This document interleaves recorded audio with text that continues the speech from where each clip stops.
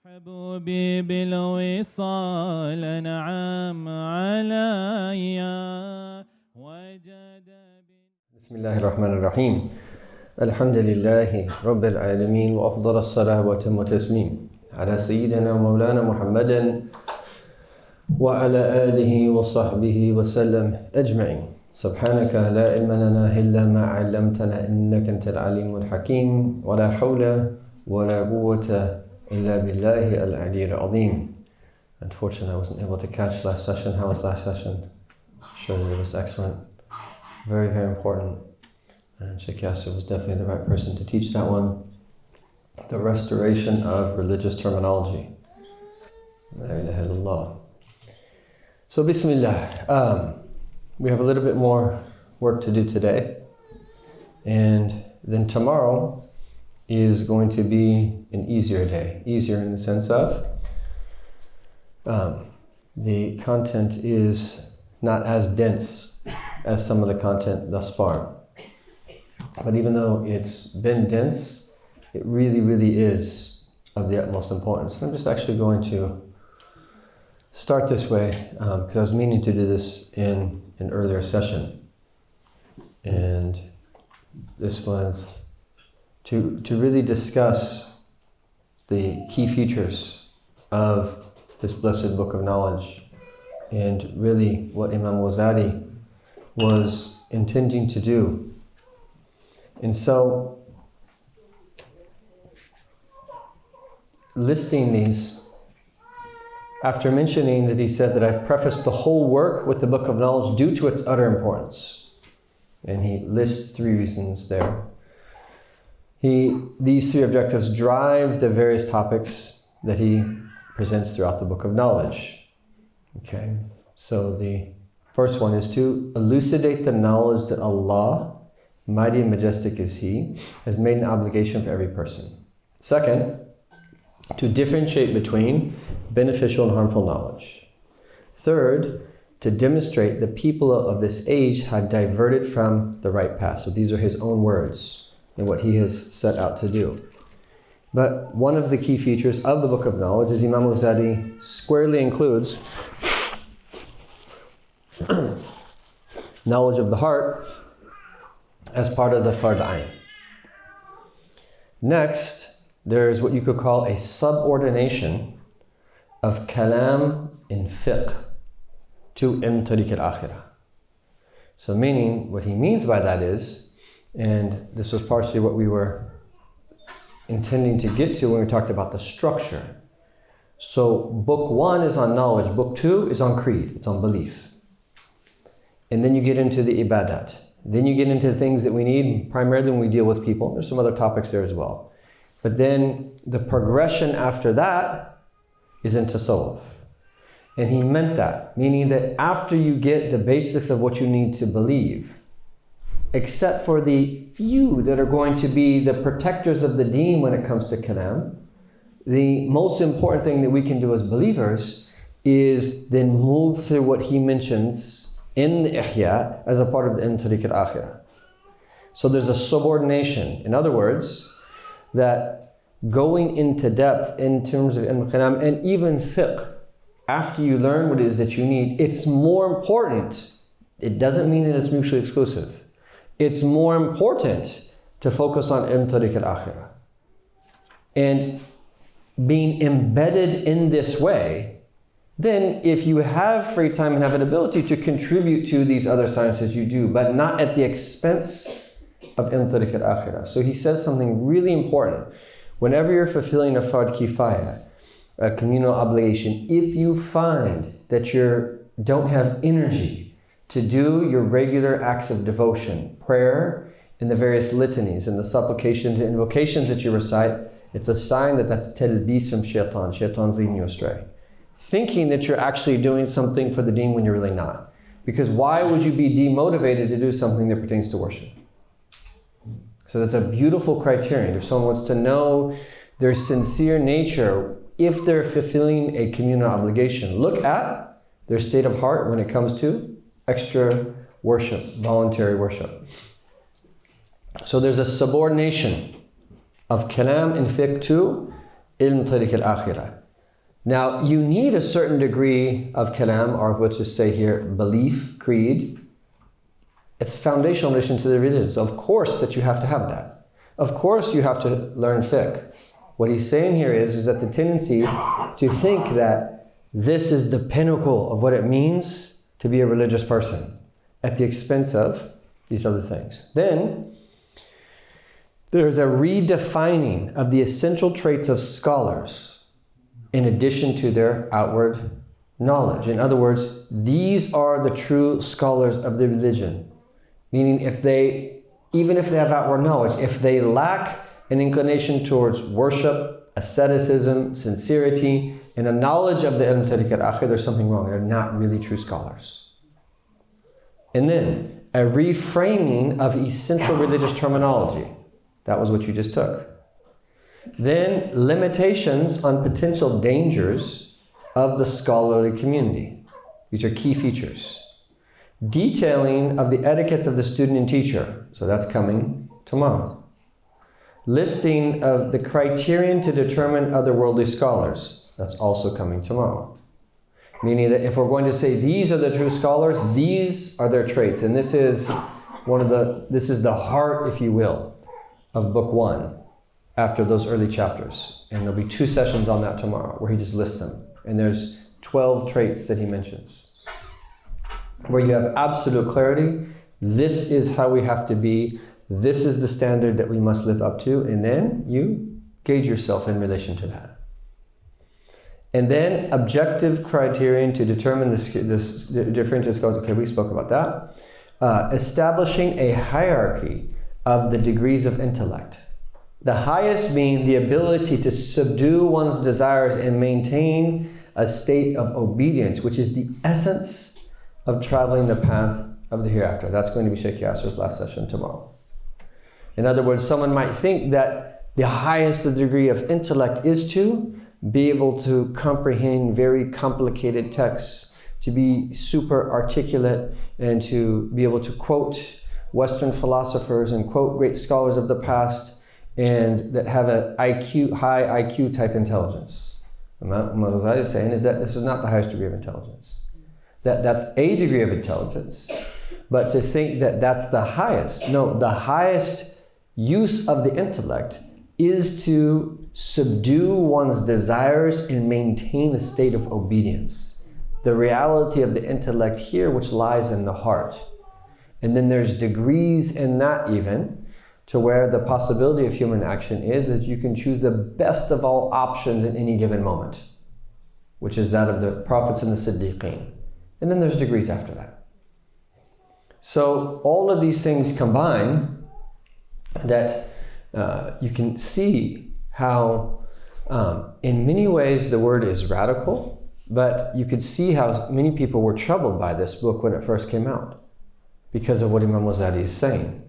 But the more that you come to understand what he is saying, the more you realize that, oh, this is truth. And one of the great scholars of the Maghrib, and it wasn't just him, there was others, but there's a famous story of Shaykh Ali ibn Harazim, which incidentally, the Ba'alawi in their chain, back to Imam al-Ghazali, he's in the chain. Because Sayyidi Ali ibn Harazim was one of the great teachers of al-Ghawth Abu Madyan. And he's the one who sent the khirqa to Sayyidina Faqih Muqaddam. And he initially made inkar of the Ihya and said that this is a book that needed to be burned. And then famously saw a dream, and it's mentioned in the Tabaqat of Imam Subki, a dream that he had, where in the dream there was like a court case, and he was on trial. And Imam al-Ghazali was the plaintiff and he was the defendant. And I'm using a little bit of poetic license in some of those terms, but just to bring up there, but they were in court, and the Prophet ﷺ was the judge. And then Imam al-Ghazali asked that justice be brought because he ordered his books to be burned. So then in the dream, they brought the Ihya al-Madin to the Prophet ﷺ. And he looks at it and he flips through it. He says, "Innahu Hasan, this is good." And he passes it to Sayyidina Bakr as-Siddiq, and he looks through it and he says, "This is good." And then the Prophet ﷺ that judged is that Sayyidi Ali ibn Harazim be flogged. and be lashed on his back. So they take off his shirt and they start lashing him in the dream. Pow! Pow! Till they get to 5. And then Sayyidina Abu Bakr Siddiq interceded for him. He said, Ya Rasulullah, you only did that to protect your sunnah. And so it went from a larger punishment to a lesser punishment, and then it was lifted, but he woke up with back pain from being lashed in his dream. And then he made tawbah, and then he was from the elect of those who spread the Ihya al-Din, right, in the western part of the Muslim world in modern day Morocco. Sayyid Ali bin Harazim is buried not far from Shaykh Sayyid Abdul Aziz al-Dabbagh in Bab al-Futuh in Morocco. He's one of the great Imams of the Deen, and then became one of the great people who transmit the Ihya in the western part of the Muslim world. And then that he also had learned from Qadi Abu Bakr al-Arabi, who learned directly from Imam al-Ghazali himself, radiallahu ta'ala anhu. And also in that chain is a blessed individual named Abu Ya'izza. But then you get to Al-Ghawth Abu Madyan, who was completely devoted to the Ihya al-Din and would make his students that transcribe a copy every single year and would read it regularly. And he's the one who sent the khirqa, which is a type of investiture, yani an outward way of connecting someone to the path, to Sayyid al-Faqih Muqaddam through one of his students who passed away, and sent it to someone else, and it arrived to Sayyid al-Faqih. And that opens up the story of Sadat and Ali Ba'adwi and this blessed work. And you can probably say that there is no scholarly tradition that embraced and appropriated the Ihya al-Din like the Sadat Ba'adwi. Anyhow, these are just important parts. So now, in this chapter, what we're going to take now is where Imam al-Ghazali is going to give us a set of criteria where we can determine when we involve ourselves in debate, okay, or when we involve ourselves with establishing proofs, even clarifying the deen, and all of these different types of things. And you can also use the word here, argumentation more in its technical sense. Imam al-Ghazali obviously had grown up in an environment where this was very popular. And there were certain things that he saw that were detrimental to the deen. And this is what he wants to regulate this practice to make sure that we put everything in its proper place. So if you look at your outlines, that you have them clearly laid out there for you.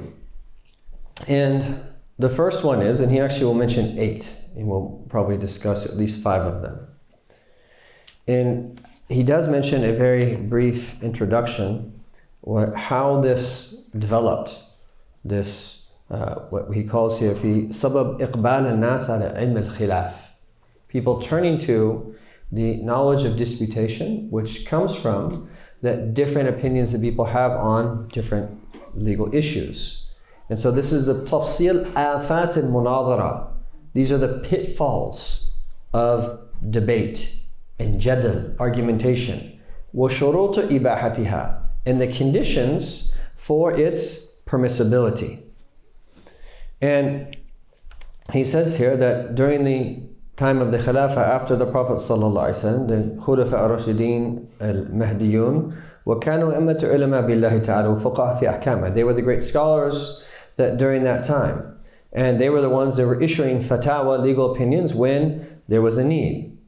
And that when they didn't know something themselves, they would seek the help of those that are around them and seek their counsel to answer those particular questions. And based upon need, then that they would answer.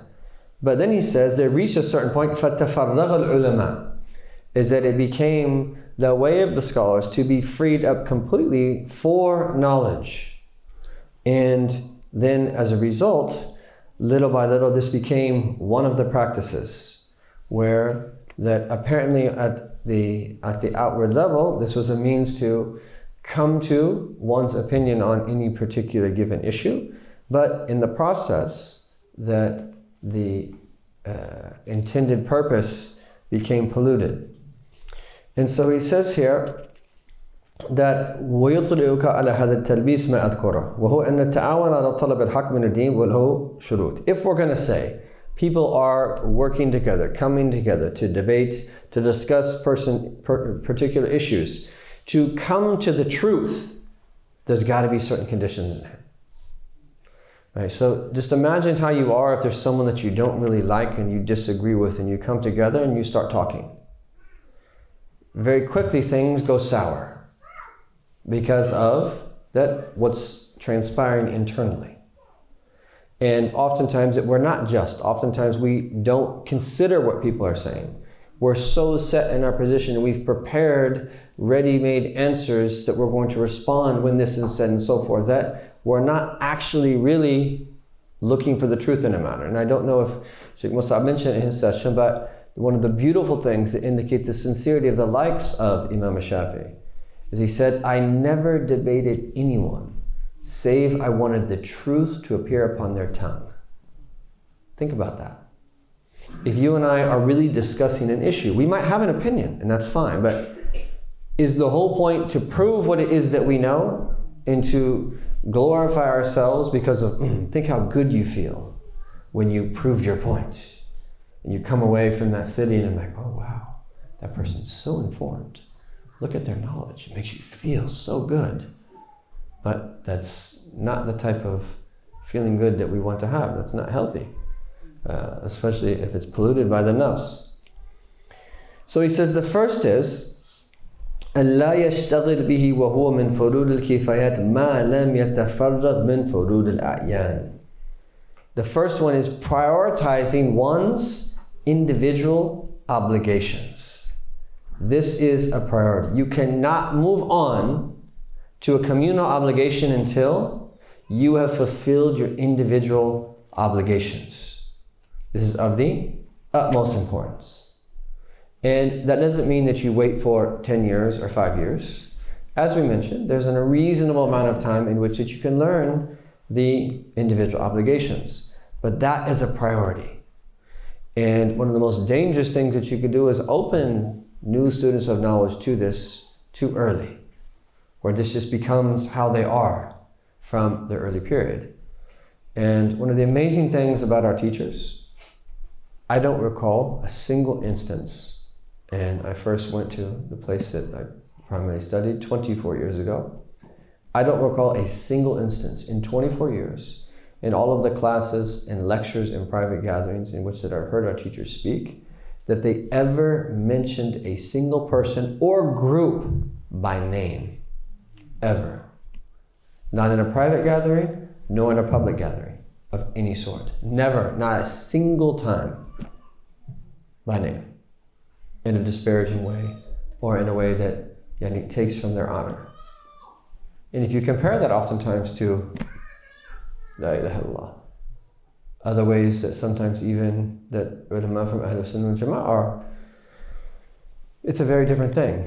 And yes, sometimes if someone is wrong and they've publicly stated something that you need to clarify, there's certain people that have to do that with certain conditions, but this is just the beauty of having these types of teachers is, it's better, if possible, just to keep it general, to not mention groups, to not mention individuals, and just to talk about principles. If this was said, that this is the better way of looking at it.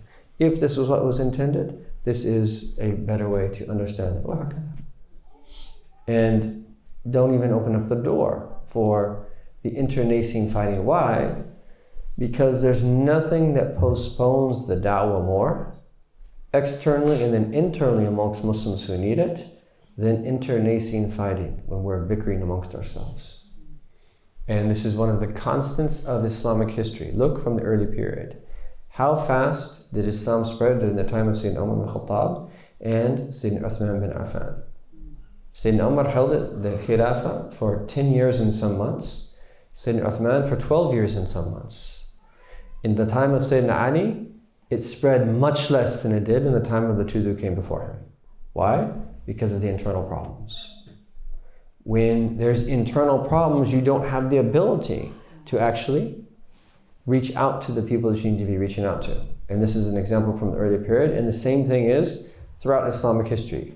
When you have the Ottoman Empire that's clashing with the Safavids, and then you have the Mughals, and you have this fitna. This is another example. And there's many others that could be mentioned. When Muslims maintain their solidarity And the same thing applies now, is that there are many different types of groups, there's many different types of understandings, people saying all different types of things. Our focus should be calling to Allah and His Messenger with the most important type of knowledge that we need to present people. And if you need to clarify something, do so with adab, so that you don't rile people up unnecessarily, so that you can focus on what we really need to be focusing on, which is, I don't know what the stats are here in England, but in America, if there really is 10 million Muslims, and Allahu A'lam how many there actually are, the vast majority of them are not coming to the masjid.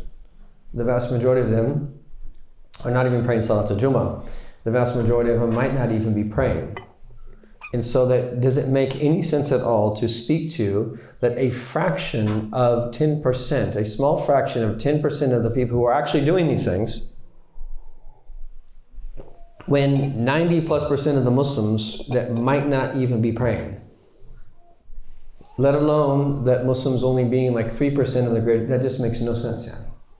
Like you're bickering with a tiny group of people. And it's not that the issues aren't important, but the real issue is all of the people that we are living with who have not heard about the reality of Islam. The real issue is Muslims who don't understand their faith and are not practicing it. These are the real issues. And this is what our time should be spent, working on your own self, salah al-nafs, rectifying your own self, rectifying society. Jihad al-nafs and jihad of the mujtama'. There's 3 different types of jihad. Jihad, struggling against yourself. Jihad, struggling in society to uplift society and better it for our own people, Muslims, and the people that we're living with in the countries in which we are, whether we're Muslim minorities like here or we're in a Muslim country. And then the jihad of war has its place in its time, and that's not our concern right now. Our concern is the first 2, especially in these lands. And this is what our job should be. And when you understand that, you start to realize that every single person is needed. The teachers who are teaching here at this retreat, the blessed people are putting on this retreat, it's not enough. Every single person is needed. All of you have come here, that others that weren't able to make it here or couldn't fit in here, every single person is needed. And we are in dire need of a methodology and approach that, for lack of a better word, is empowering and brings out the God-given gifts that everybody has. Everyone has something that they can give back. Everyone has something that they can offer. But we need that religious leaders and community leaders to help bring out the best that's in people and inspire them to match their God-given gifts with something that they can actually really do and use it in some form of service. And this is the way to really that spread benefit far and wide. So the first thing is here, you don't move to the Fard Kifaya until you have first done what you need to do for the personal obligation. No.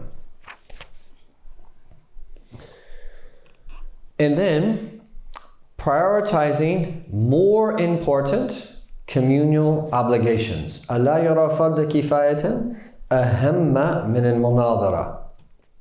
So meaning that after you've done the individual obligations, you have to look out then, if you're going to look at how you spend your time, what really should move us. And this is why we had that session about the Fard Kifaya. We want this to be the defining factor moving forward as communities here in these lands and wherever we are as Muslims. The defining factor for how we spend our time should be through the lens of what is needed. How can we really fill a void that is needed in the community? And of course, you can match it with your natural inclinations and what you're good at. Of course, that's ideal. But sometimes there's things that you have to do that you're not the best at, but there's a need to do it. And anyone that tries to start an organization will know that you have to learn a lot of different skills to end up doing things that you never actually really knew how to do, because you kind of got on-the-job training. I've moved so much that I think there's 2 things I should become. I think I should have a construction company because of how many things that I've had to do and repairs and designs and so forth, and I've moved so much, not recently, but in the past part of my life, in a moving company. But you end up someone has to do it, and there's no one around, so you step up and do it until someone else comes along and can suffice you of that. Meaning there's different degrees of priority. Imam al-Ghazali goes as far to say, is that if you leave what is more important for what is less important, this could even be sinful in certain situations, right? So he says here that he gives the example that if there's a time of famine and people are in need of food or drink, and you go to learn hijama, like cupping, when people need basic necessities of life, clearly that's not something, and that's kind of a far-fetched example of what we would really find in our lives. But the point is that there's priorities. What are the priorities? But then you start to see how important it is to give people guidance. What are the priorities of us living here in these lands? When was the last time we even heard someone speak about that? When was the last time, crossing different communities, people got together to actually lay out some type of agenda? Right? Even if it's not definitive and not fully worked out, but some type of agenda. What are the most important things that we need to be doing over the next 5 to 10 years? We need vision. And we need the great scholars and people of knowledge, and yes, we need to use specialists in different fields to all come together to help and to contribute and develop a vision for the Muslim world, so that, and for the countries in which we live. And it can be fairly localized, that's fine. If we can't wait for a global vision just to arise and wait around, there's work that we have to do. But we're in need of a vision. And you would be surprised if you bring in the right people who, we don't even have to use that word, think outside of the box, because the box was never small enough if you think how you're supposed to think according to our deen, such that you need to think outside of it. You actually can't think outside the box. If you mean by that, the box of what is permitted in relation to our deen. Our deen sets the parameters. What we mean by this is people who are somewhat narrow-minded and don't consider some of the things that actually can and should be considered, and don't have the knowledge to understand things beyond their somewhat narrow-minded way of looking at it. But if you bring the right people together and you see the big picture, there are so many different ways. And there was a question last night about politics in one of the sessions. And I think, or was it this morning, whatever that was, the point is, this is one of those areas where we have to get beyond thinking that, oh, we just have to choose one side in a two-party system, at least speaking from the context of the United States. That is so ridiculous. Like that's as sophisticated as we are. And that's all it's been critiqued for a while, where you have Muslims aligning themselves with a particular party in the United States of America. And that's changing now, obviously, with everything that happens in Gaza. But how limiting is that if one does that? And there has to be another solution of approaching things in a much more sophisticated way long term, where we could actually have massive influence on society without even being involved in politics, where they would actually be knocking at our door and be forced to listen to what it is that we have to say because you're in charge of certain industries, for instance. Things that are unquestionably halal, things like in the food industry and so forth and so on. There's so many different ways that we could be thinking. And again, that might take 75, 80 to 100 years to get there. But we need to be thinking about these things, and while doing what it is that we can in the moment. So this is the second thing that he mentions here. And then the third thing is, أن يكون المناظر مجتهدا بذاته. We're going to skip over that one. Debating only about an actual or highly likely issue. ألا يناظر إلا في مسألة واقعة أو قريبة الوقوع غالبا. He says this was the way of the early people, the Sahaba, is that they only used to speak about things that had happened or that were highly likely to happen.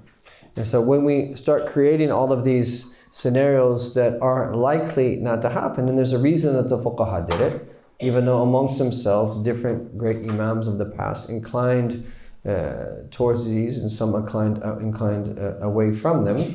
But there is definitely benefit in them in certain ways. And sometimes you don't realize that until later. What at one point was something that was not available, the fact that it was discussed, that prepared the way for the ruling to be known if it would happen. The point here is that when we discuss things, we should speak about things and debate things that are really of importance and not waste our time. And we should avoid useless argumentation at all times. I remember one time we were on a bus going somewhere with Habib Qadim, and I won't mention the names of the brothers. One of them you know. But there's two brothers. And they were arguing over the pyramids. One of the brothers was Egyptian. One of the brothers was from your land here. And they were arguing about something about Egyptian history over the pyramids. And one was saying this and one was saying that. And it was like kind of getting passionate. And one of them was saying, it's like, you Westerners don't try to understand our history, try and tell us we know our history better than you know. And this one's saying, right? And Habib Qadim overheard them. He's like, what are you arguing about? Who cares? Right? It doesn't matter whether it's that or that. There's nothing to argue over. There's nothing to get flustered over. And it's inconsequential. You're not going to be asked about that on Yawm al-Qiyamah. Now, if it was a healthy, friendly discussion, it is what it is. Right? But the point here is that choosing very carefully what we spend our time reading about, what we spend our time learning about, because we have limited time. And then preferring to debate in private. So this is key. And if someone just gets this urge to do this publicly, and if there's more inclination to do that publicly, this is a sign of insincerity, unless there be a need or there is a particular purpose for doing so. But in general, it should be done in private. So if you know someone who's saying things publicly, that, okay, you need to ask questions about what this person's saying and press them on it a little bit. The best thing to do is to reach out to them privately and have those discussions privately. And ask them to clarify, I understood this, is this really what you meant? Ask questions like that. Before someone goes public, this turns into a disaster. And how many times have we seen this? And how many times do we continue to see this? And just because, they said it publicly, even if they said it publicly, give them the opportunity to retract their statement, speak to them. Did they really mean this? Do they need to make a clarifying statement? And there's an etiquette to it.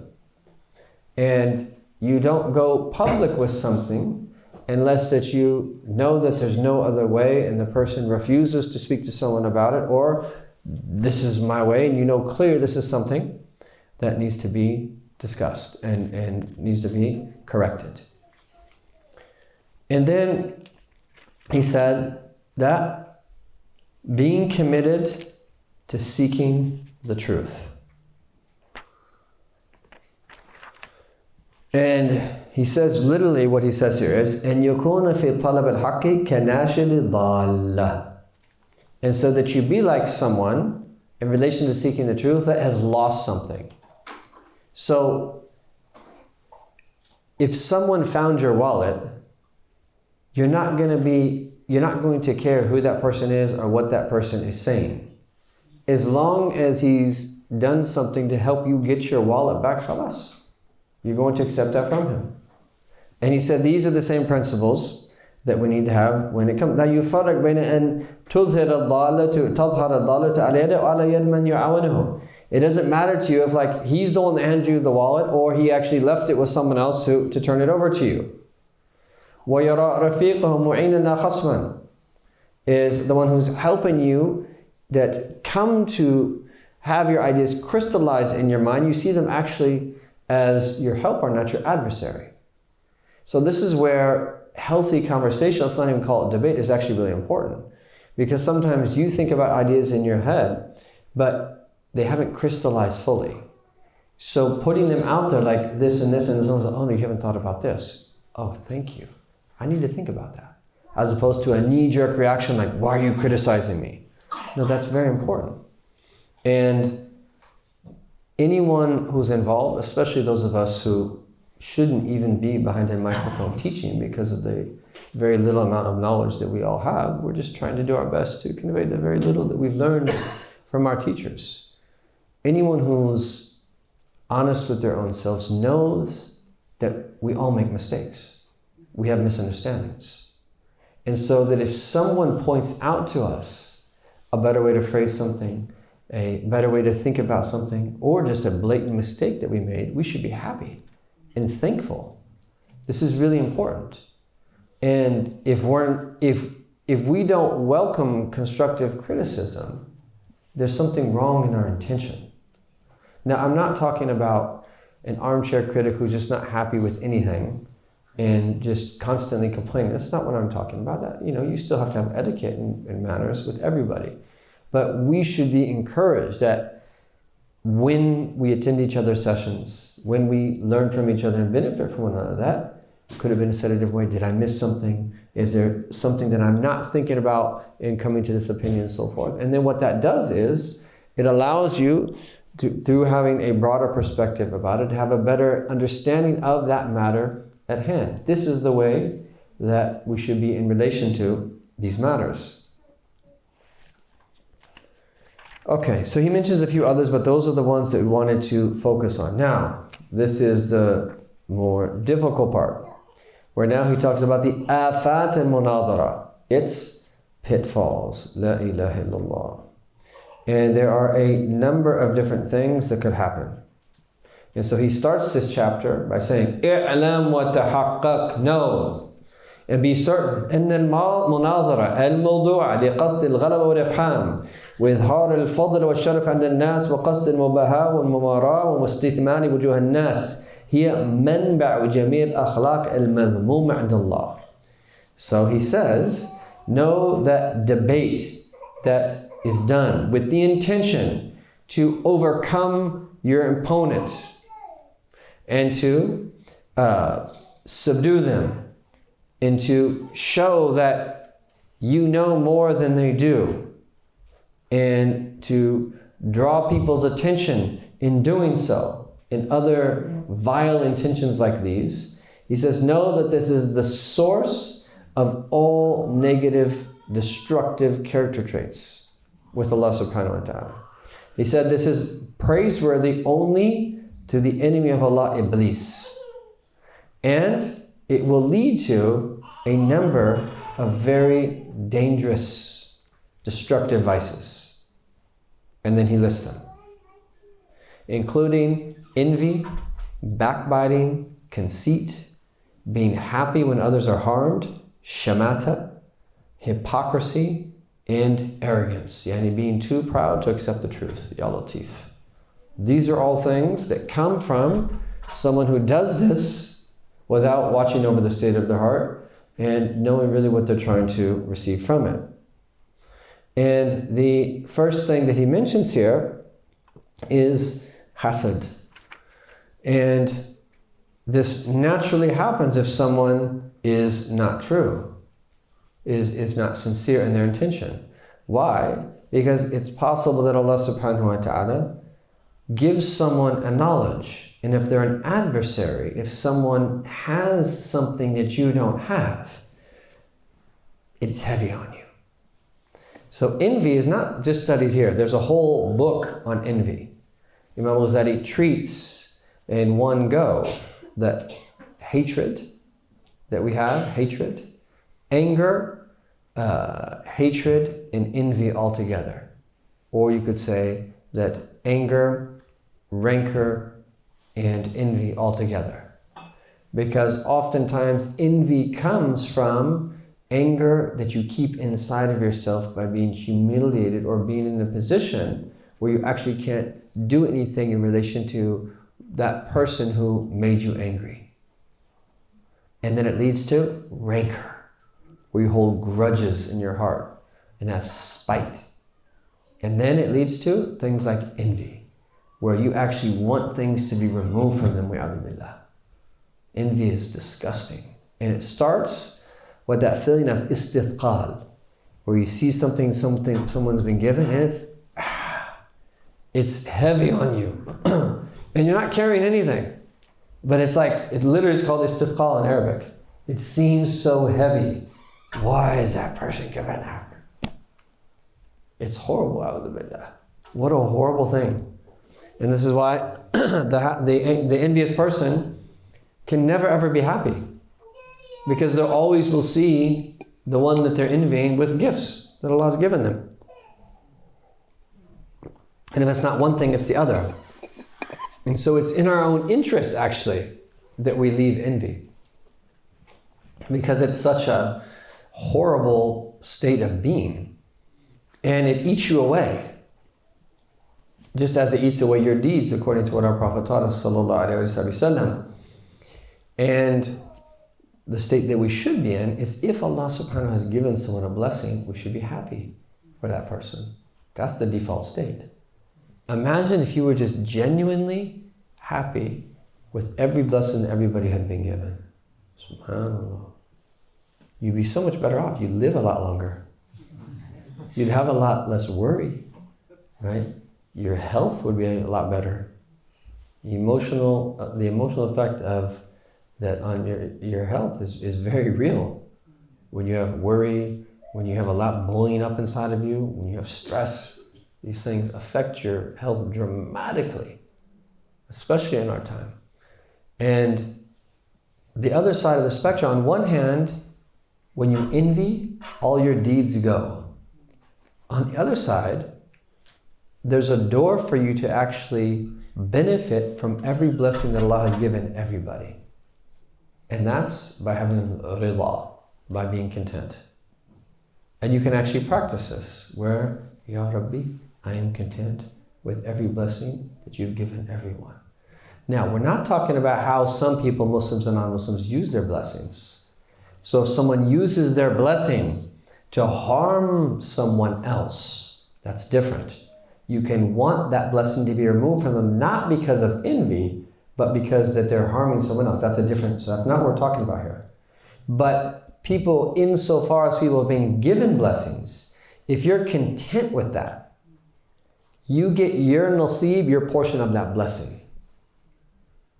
And so just imagine, if you think about the people that are around you, the people that it is that you know, and you have rida, that it is Allah who gave them that, and you're happy insofar as you want people to have blessings because your heart is pure. If you have that, it's going to, barakat, blessings are going to flow to you just by having that trait of your heart. So this is why there's certain things that you can have in your heart. You might worship a lot less outwardly than other people, but you're just, blessings are being poured upon you every moment because of how you are internally. And really, after the basic levels of adherence to worship, really taraqi in spiritual ascension is found in the heart at that point. Is that, what is the quality of our deeds? And quantity is only taken into consideration to the extent that the sacred law, the Sharia, says what the quantity should be. After that, it's quality. Quality is what is really important. So the first thing he mentions here is envy. May Allah Ta'ala protect us and preserve us and purify our hearts. Ya Arhamar Rahimeen. And the second thing that he mentions here is that at-takabbar wa taraffa ala nas is arrogance and thinking that you are better than other people. So this is very natural in a combative type of environment where you know that you're going into debate, you know that you're going into that pounce on your opponent, that it's very easy to fall into arrogance, especially if you start to see your opponent as weak and you start picking up on their flaws. You're a trained logician, so you poke holes in their arguments. It's very easy to start looking down upon people. And when our Prophet was asked about what arrogance is, he says that batar al-haq wa ghamt an-nas. rejecting truth and looking down upon people. That's what arrogance is. Looking down upon people. And then tarafa, thinking that you are better and higher than they are. And then he also says, وَمِنْهَا الْحِقْد, and likewise rancor. This also could very easily happen. And when you're debating, someone exposes something, someone says something, and then you just carry something. And just think about when something's kind of happened, and even if it's not like an official debate, because this applies as well to arguments that we get into, even sometimes at home. Imagine you come when you get in an argument with your wife, or you get in an argument with your brother, or you get in an argument with a family member or a friend. And what do? You're going back and you're replaying it in your head. Right? And then you think about something they said and you're like, oh, right? You're so upset, right? They said that. And then we all have our vulnerabilities. We all have the things that like we really don't want people to know.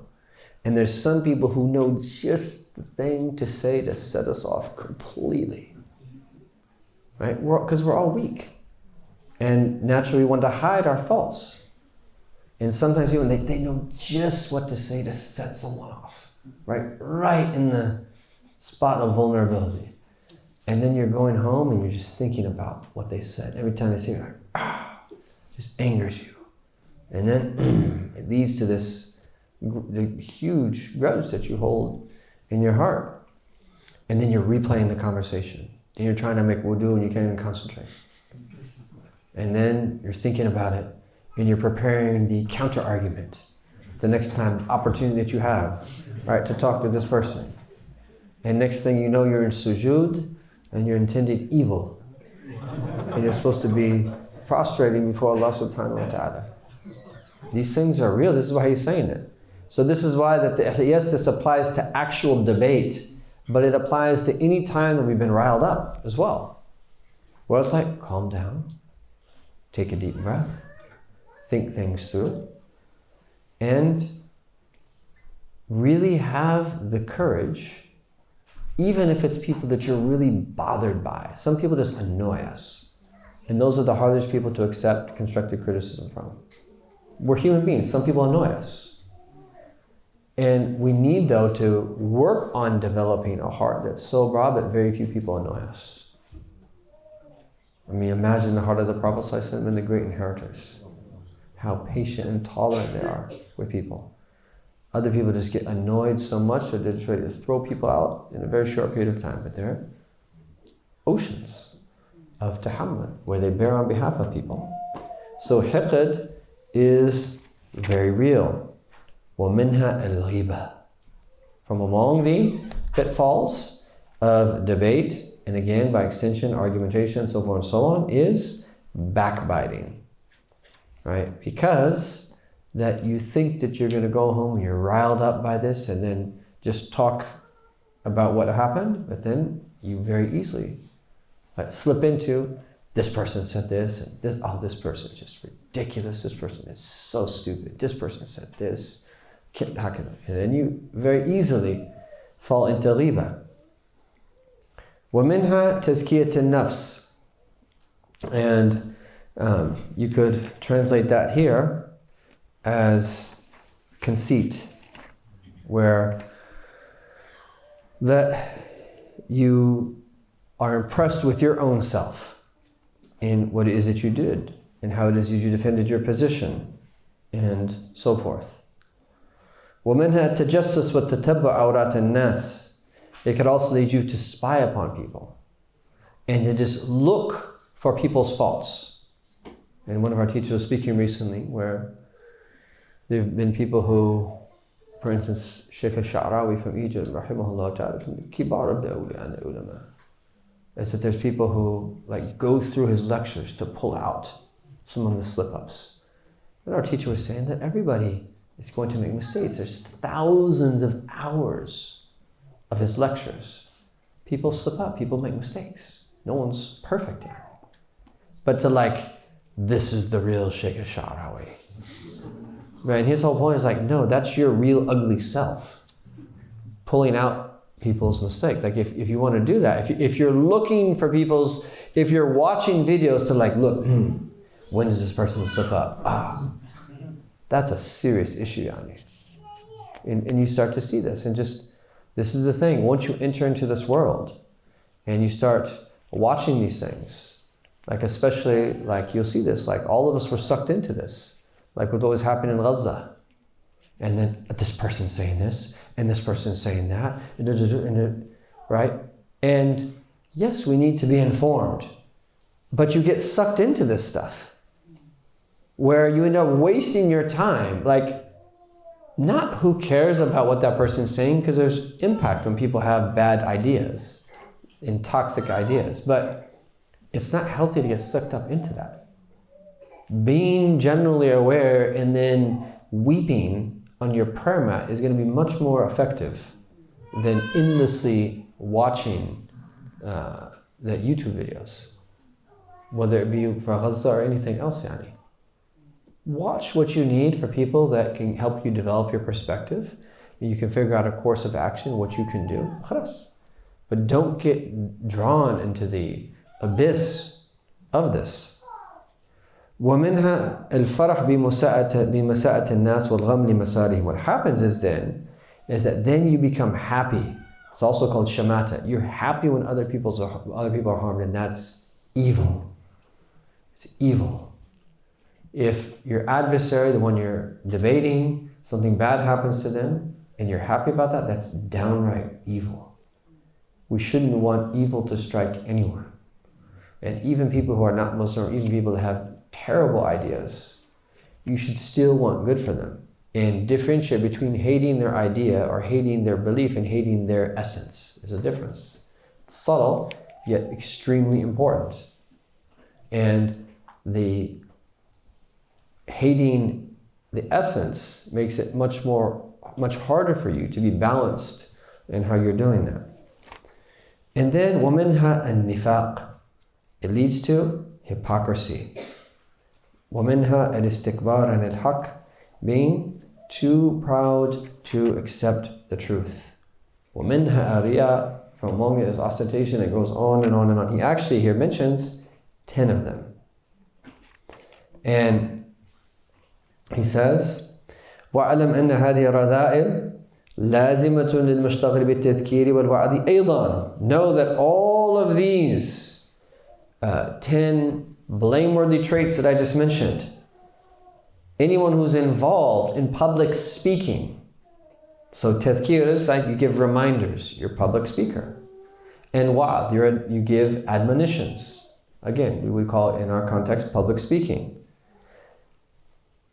Anyone who's involved in this, public speaking of some sort, you could even extend this to public teaching.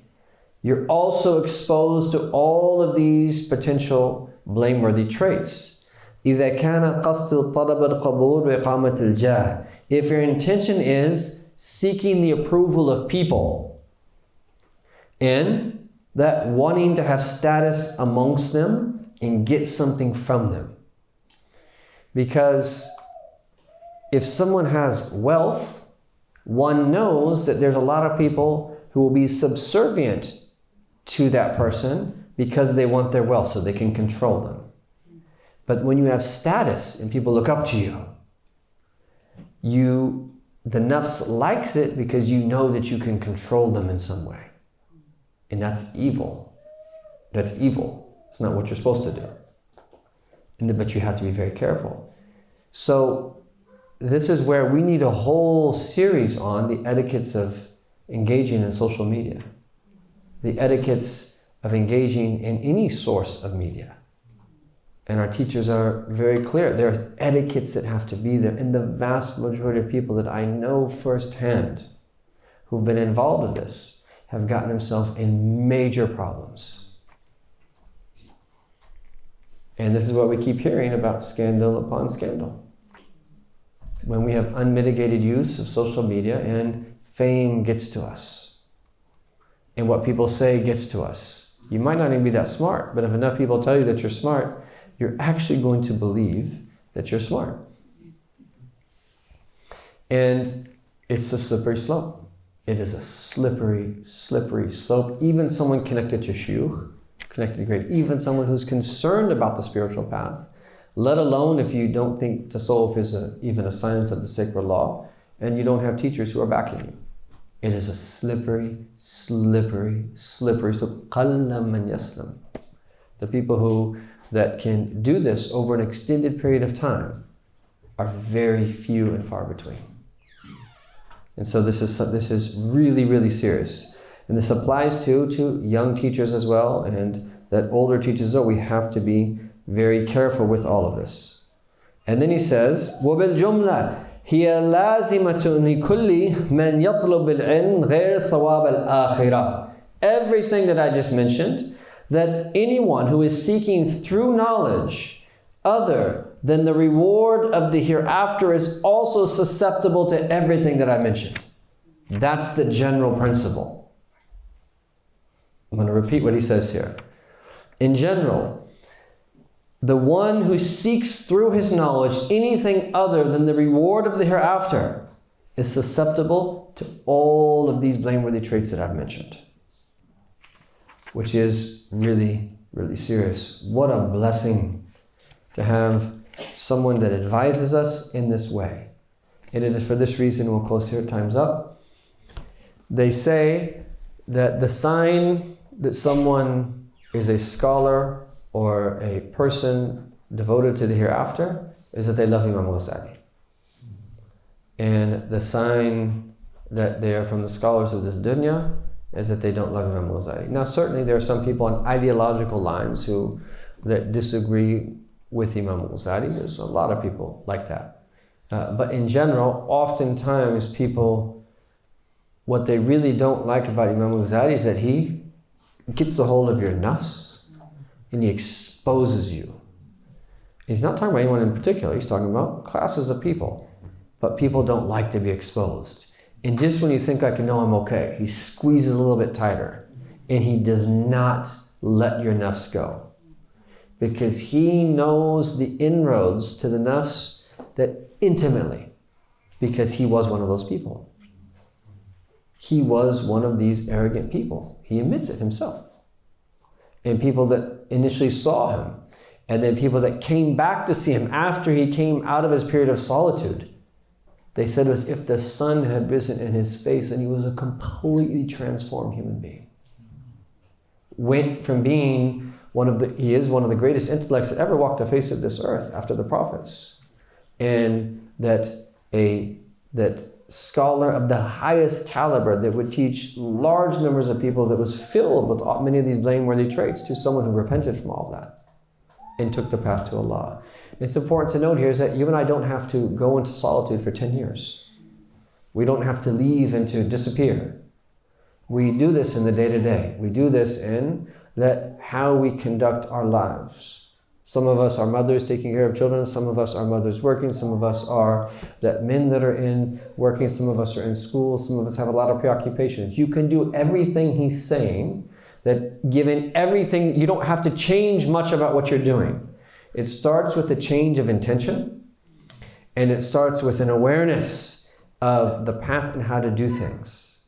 And we'll speak about more of this inshallah ta'ala as we get closer and closer to the closing session. Where do we go from here? Because we don't want to leave this all in the realm of theory. We want to make sure is that we have a fairly clear roadmap of where do we want to go from here. What are things that we can actually do on a daily basis, on a weekly basis, a monthly basis, and a yearly basis that can help us that achieve what Imam al-Ghazali is saying that we can achieve. May Allah subhanahu wa ta'ala give us tawfiq and bless us in our affairs, and to bless truth to be clear to us, and bless us to follow it, and bless falsehood to be crystal clear to us, and allow us to avoid it. May Allah ta'ala purify our hearts, and to bless our hearts to be solely for Him. And may we be the most distant of people from everything that was mentioned here. Ya Arhamar Rahimeen. May we want good for people, and may our hearts be filled with the greatest virtues. And may Allah subhanahu wa ta'ala bless us and pour His mercy out upon all of us. And may these be times of healing and times of benefit, inshallah ta'ala, times in which, Ya Arhamar Rahimeen, that Allah subhanahu wa ta'ala that grants us His great nafahat and the sweet breezes of His mercy, wherein which that we are that moved to take a path to draw near to Him. Ya Arhamur Rahimeen. Wa sallallahu ala Sayyidina Muhammadin wa ala alihi wa sahbihi wa sallam. Walhamdulillahi Rabbil Alameen. وجد بالنوال منه إليّ